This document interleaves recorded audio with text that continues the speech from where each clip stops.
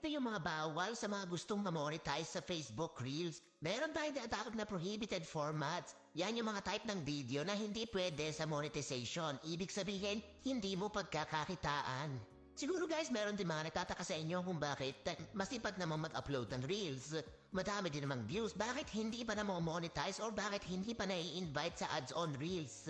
Baka kasi ganito yung mga videos na ina-upload mo. Number 1, bawal nga kasi ang static videos. Yan yung picture tapos gagawin mong reel. Bawal yun guys, bawal ang picture sa reels. Bawal din ang static image poll.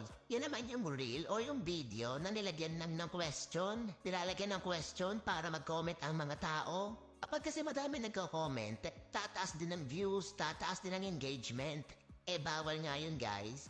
Paano yung madaming picture? Yung slideshow, pwede ba?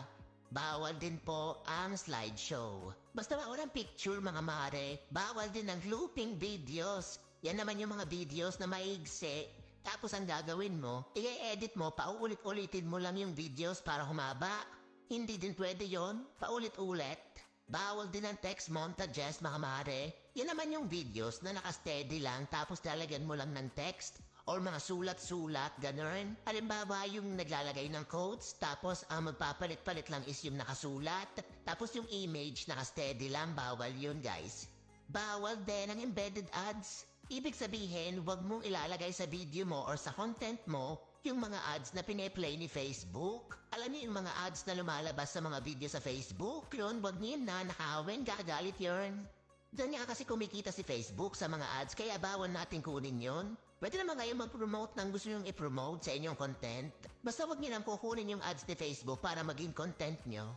Tapos guys, tip ko lang, alam ko madaming mahihilig mag-upload ng mga slideshow. Next time, ang gawin nyo, imbis na mag-picture-picture kayo, video ang gawin nyo, yung mga 3 seconds lang, tapos saka nyo pagsamasamahin. Paggugulat kayo, mas maganda ang effect kesa doon sa mga pictures na pinagsama-sama. Ganyan yung ginagawa ng mga content creator, kahit ng mga artista ganyan. Tapos guys, huwag masyadong may buyong camera, tsaka kung meron kayong gustong sabihin sa inyong vlog or sa inyong video, kailangan clear yung boses nyo, clear yung sinasabi nyo.